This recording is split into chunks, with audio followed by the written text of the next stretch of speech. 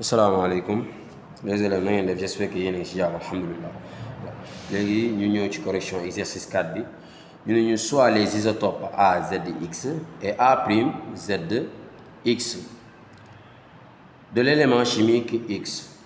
La charge du noyau de chacun de ces isotopes et Q est égal à 2,72 10 puissance moins 18 coulombs.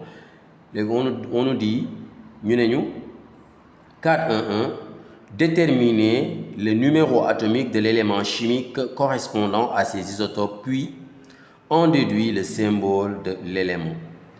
Donc là, 4.1.1, d'accord, on nous demande de déterminer, d'accord, Z, d'accord. Donc, sachant qu'on connaît Q, d'accord, connaissant Q, donc Q, ça sera égal à Z fois E. Les filles, ça va nous permettre de dire que Z, ça sera égal à Q sur E. Donc, si vous fait application, Z, ça sera égal à Q, qui est égal à 2,72 10 puissance moins 18, et E, qui est égal à 1,6 10 puissance moins 19. Donc, les bouts qu'on calculer, on aura 17. Donc, ce qui veut dire que Z est égal à 17. Donc, si Z est égal à 17, donc là, on peut en déduire que, d'accord, X, c'est-à-dire l'élément chimique, c'est tout simplement Cl.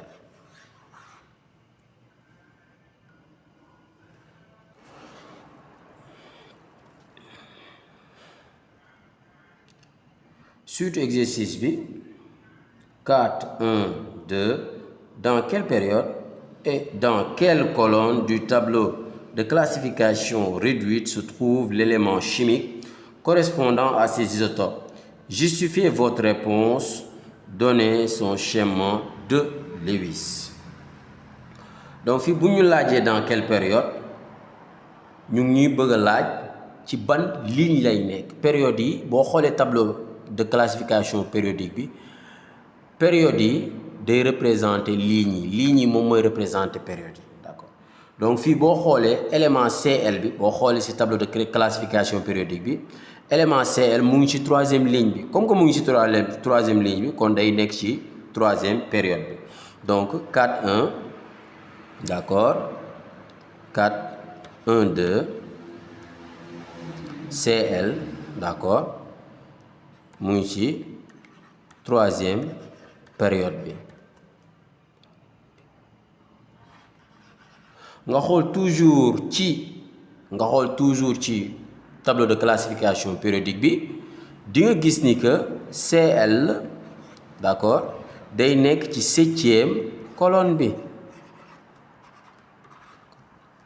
léegi loolu nu ñu koy justifier mën nañ koy justifier bu ñu déterminer structure électronique CL bi c'est-à-dire xam nga fii am nañ Z est égal à 17 donc ce qui va nous permettre de dire que loolu moo ñuy mën a permettre ñu wax ni que structure électronique u Z bi K2 ngay am L8 d'accord M7 d'accord M7 donc boo amee structure électronique benn atome di nga war a xam ni que nombre de couches yi moom mooy représenter période fii ñoo ngi am ñaata couche ñooy am couche L couche K ak couche M donc fii ñetti couche la donc ñetti couches yi donc ça montre que troisième période lay nekk donc on a 3 couches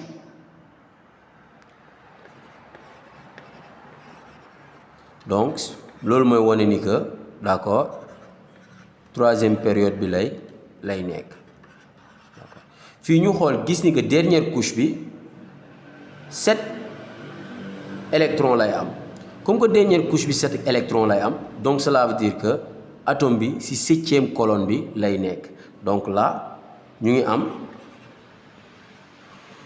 ngi am 7 électrons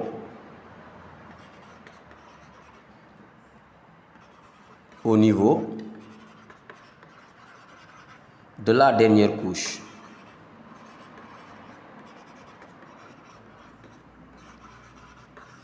d'accord comme que ñu ngi am 7 électrons au niveau de la dernière couche donc da lay permettre nga mën a wax ni que d'accord atome bi day nekk ci 7e colonne bi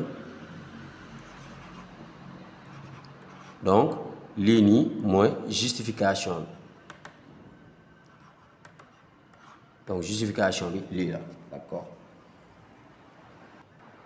ñu ñëw ci schéma de Lewis bi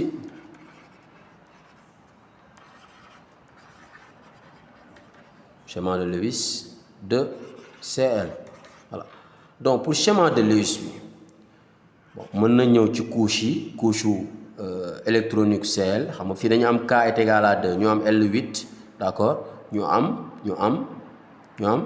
M7 donc pour ñu déterminer schéma de Lewis bi mën nañ ko defee nii fii lu ñu njëkk a def mooy dañuy basé wu ci dernière couche bi léegi nombre d'électrons wu dernière couche moom moo ñu permettre ñu mën a am schéma de Lewis fii nombre d'électrons dernière couche bi ñaata la 7 la donc fii mën nañ ne Cl ñu def ay points 1 2 3 4 des na 5 6 7 donc fii ñaari électrons yi ni dañuy dajaloo doon benn ñaar yi ni joxe benn ñaari joxe benn donc finalement lii mooy mujjee doon schéma de Lewis bi léegi fi da ngay am benn valence maanaam benn électron buy lié wu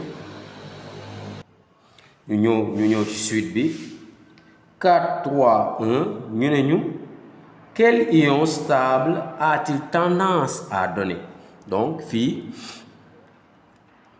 4 1 3 ion stable bu muy joxe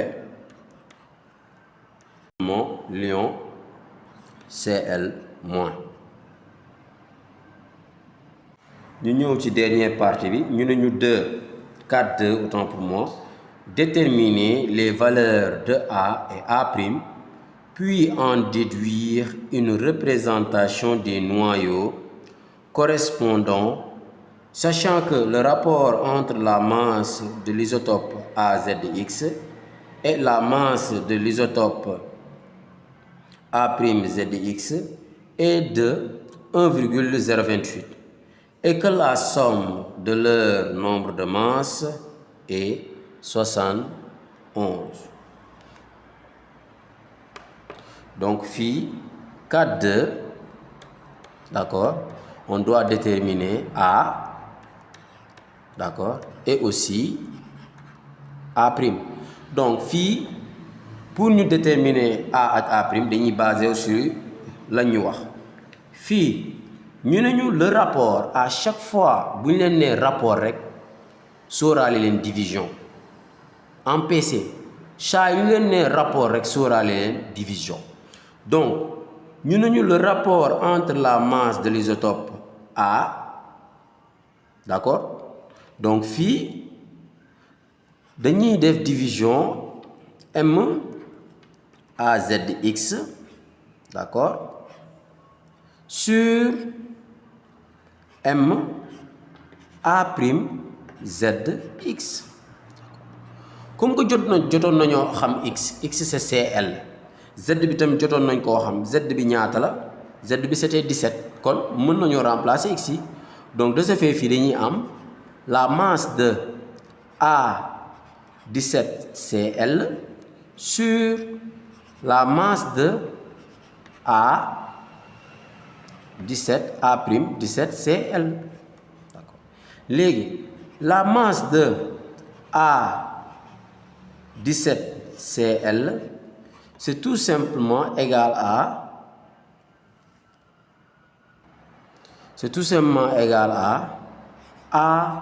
d'accord, fii dañuy jël forme simplifiée bi A fois la masse de neutrons qui est égal à quoi?